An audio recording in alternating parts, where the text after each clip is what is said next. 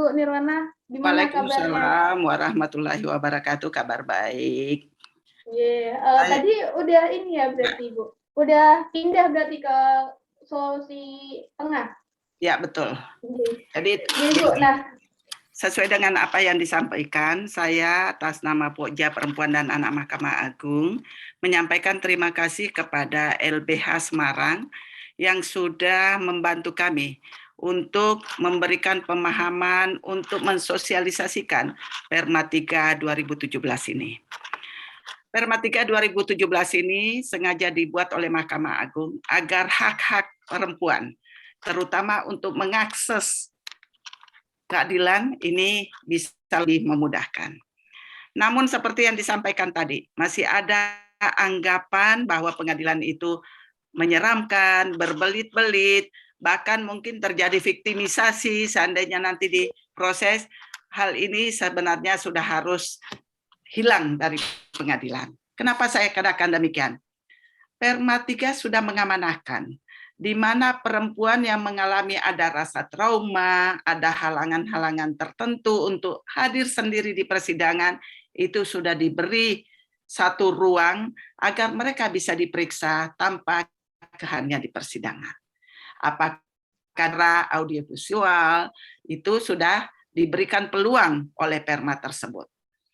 Dengan demikian sebenarnya sepanjang perkara itu dilimpahkan ke pengadilan, karena bagaimanapun kita tahu pengadilan ini adalah paling akhir. Sepanjang perkara tersebut oleh penuntut umum dilimpahkan ke pengadilan, pengadilan pasti akan memprosesnya. Sebagaimana kita ketahui, Mahkamah Agung sudah berupaya maksimal untuk memberikan secepatnya kepastian hukum dan keadilan kepada masyarakat. Karena pada prinsipnya, putusan yang terlambat itu merupakan bukan keadilan bagi pencari keadilan.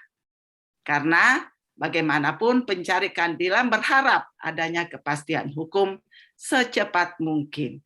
Makanya Mahkamah Agung sudah membuat regulasi atau membuat aturan-aturan. Berapa lama sih perkara itu harus putus? Jadi berbeda zaman dulu di mana perkara itu bisa berlarut-larut, bisa lama di pengadilan, sekarang tidak lagi. Karena Mahkamah Agung sudah membuat regulasi penyelesaian perkara. Terkait dengan Perma 3 2017, ini meskipun lahirnya sudah sekian lama, sejak tahun 2017, namun tidak tertutup kemungkinan masih ada anggapan bahwa perempuan yang berhadapan dengan hukum ini belum mendapatkan haknya sebagaimana mestinya. Ini perlu kita sama-sama berupaya. Bagaimana sih supaya perempuan ini mendapatkan haknya? Bagaimana supaya perempuan ini tidak ada rasa trauma, tidak ada rasa takut untuk mendapatkan haknya? Ini kita sengaja dorong agar supaya perempuan yang berhadapan dengan hukum memastikan bahwa haknya dapat didapatkan melalui proses hukum. Kenapa saya katakan dapat mendapatkan haknya?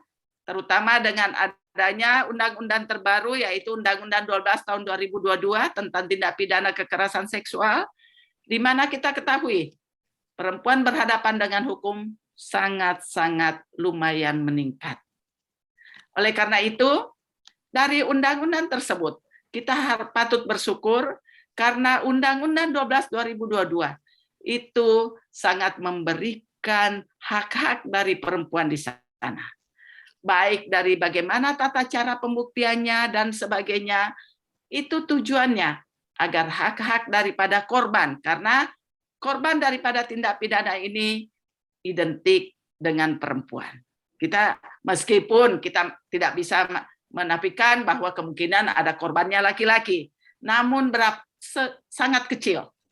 Tapi yang paling banyak adalah perempuan, sehingga dengan adanya tata cara pembuktian, dengan adanya bukti elektronik dan sebagainya, dengan adanya hukum acara yang mengatur di dalamnya, ini lebih memudahkan perempuan untuk mendapatkan hak-haknya apabila dia menjadi korban tindak pidana tersebut. Terkait dengan Perma 3, memang sosialisasi Perma ini masih sangat sedikit, Karena di Mahkamah Agung sendiri sangat terbatas anggaran untuk itu, dan bahkan di Pusdiklat itu perma ini sering diselipkan terutama dalam perkara-perkara apabila ada sertifikasi anak. Ini kami sengaja selipkan agar supaya nantinya dalam prakteknya di lapangan hakim-hakim memahami bagaimana penerapan Perma 3 2017. Bagaimana hakim-hakim ini bersikap? Apa yang boleh dan tidak boleh dia lakukan?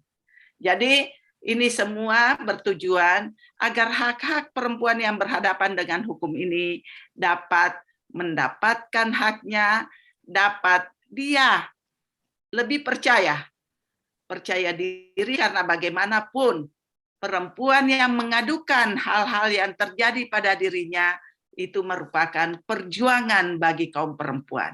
Kenapa saya katakan perjuangan? Karena perempuan yang berhadapan dengan hukum, terutama dia sebagai korban, terkadang melaporkannya saja itu harus betul-betul berjuang, karena dia melawan dirinya sendiri, melawan keluarganya, bahkan mungkin harus melawan lingkungan sekitarnya. Kenapa demikian? Karena ini terkadang mereka beranggapan dengan melaporkan apa yang terjadi pada dirinya, bisa saja itu membuka aib mereka, itu membuka aib keluarga, itu bisa mereka dicemoohkan di masyarakat. Itulah sebabnya saya katakan dengan melaporkan saja itu sudah harus kita menghargainya, karena dia sudah melawan mulai dari dirinya, keluarganya, sampai kepada lingkungan sekitarnya. Cara bagaimana kita menghargai itu dengan memberikan hak-hak mereka.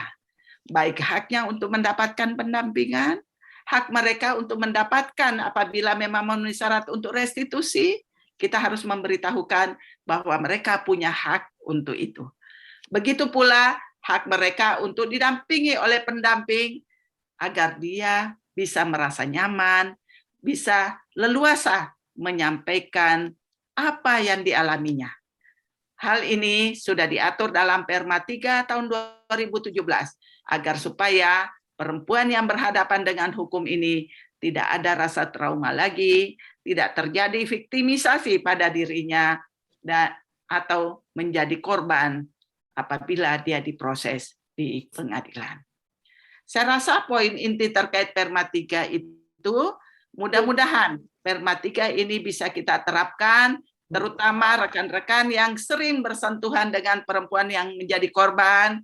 Memang perlu kita diberikan pemahaman supaya mereka jangan ada rasa takut, jangan ada rasa trauma untuk melanjutkan atau memproses permasalahan yang dihadapi oleh mereka, agar mereka dapat mengakses keadilan atau mendapatkan keadilan sebagaimana yang mereka harapkan. Jadi Ibu, terima kasih. Mungkin satu lagi ya Bu ya. Kemudian bagaimana sih Bu cara memaksimalkan gitu? Jadi di sini kan tadi peran dari hakim begitu ya, peran dari hakim di ruang pengadilan untuk melakukan perannya. Kemudian kira-kira bagaimana sih Bu peran serta masyarakat untuk mengakselerasi agar perma ini juga diterapkan dan dimengerti sama masyarakat itu sendiri gitu. Ini memang kami kalau dari Mahkamah Agung agak kewalahan terkait itu. Kami sudah berupaya maksimal melibatkan mungkin dari pihak penyidik atau penuntut umum terkait hal tersebut. Kalau penuntut umum sudah ada peraturan Jaksa Agung terkait dengan hal tersebut. Namun peraturan ini perlu ada sosialisasi.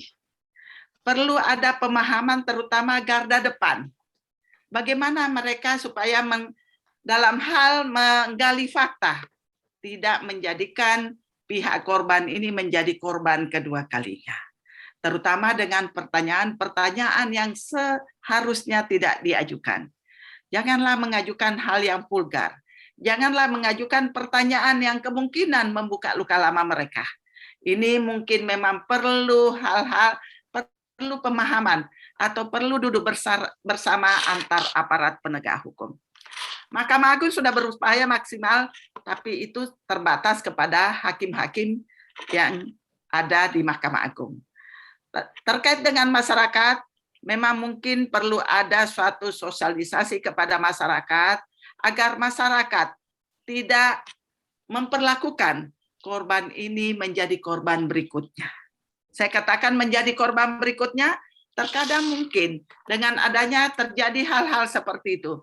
Korban pada saat melaporkan akhirnya masyarakat mengetahui, bukannya mendukung, tapi malah mungkin ya memang profesinya seperti itu. Mungkin seperti itu.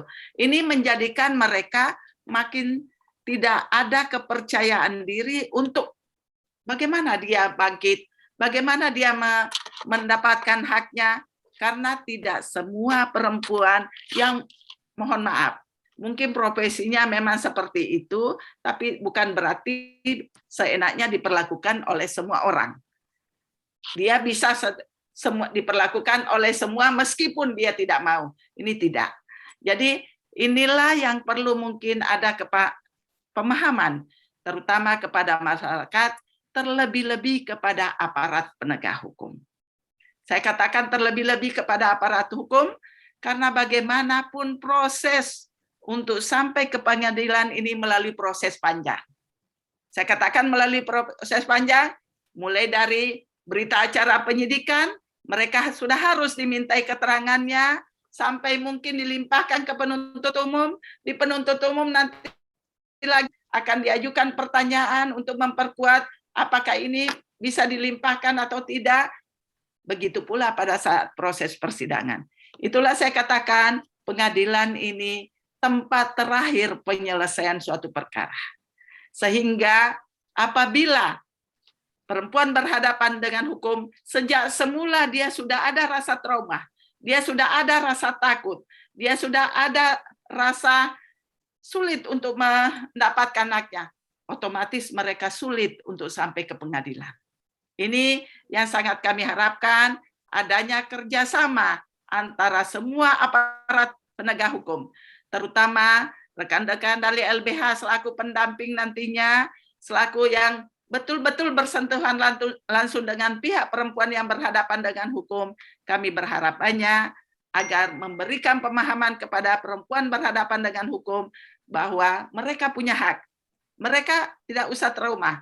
Mereka dapat mendapatkan keadilan dengan cara bagaimana harus ada kemauan, terutama dari diri sendiri. Begitu pula dengan adanya pendamping, mereka bisa percaya diri untuk mengemukakan apa yang mereka dia alami.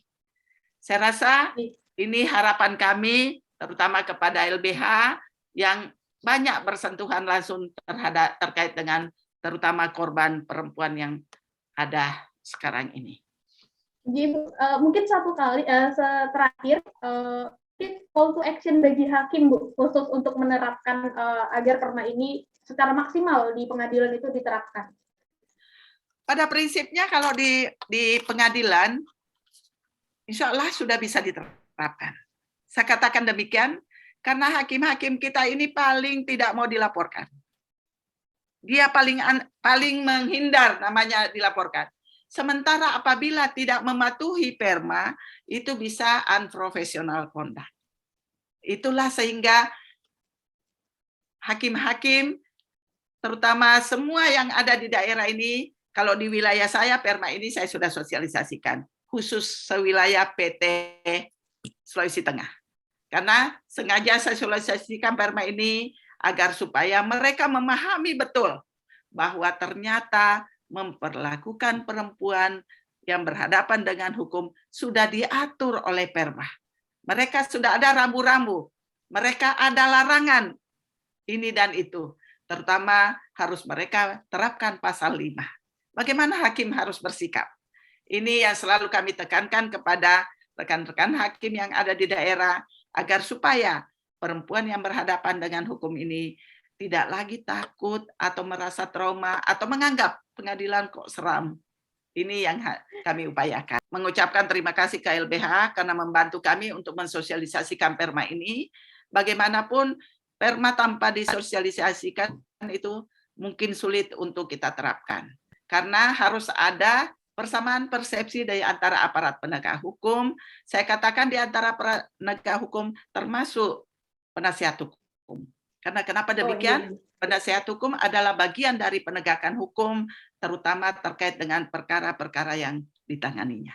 Ini sangat kami Ibu. harapkan, mudah-mudahan Perma ini bisa tersosialisasikan dengan baik kepada semua aparat penegak hukum dan juga kepada masyarakat, namun kami tidak punya daya untuk mensosialisasikannya ke masyarakat karena itu terkait dengan jangkauan kewenangan Mahkamah Agung.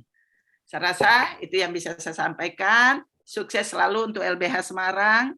Mudah-mudahan kerjasama untuk penegakan hukum, terutama terkait dengan perempuan berhadapan dengan hukum, bisa lebih kita tingkatkan bersama.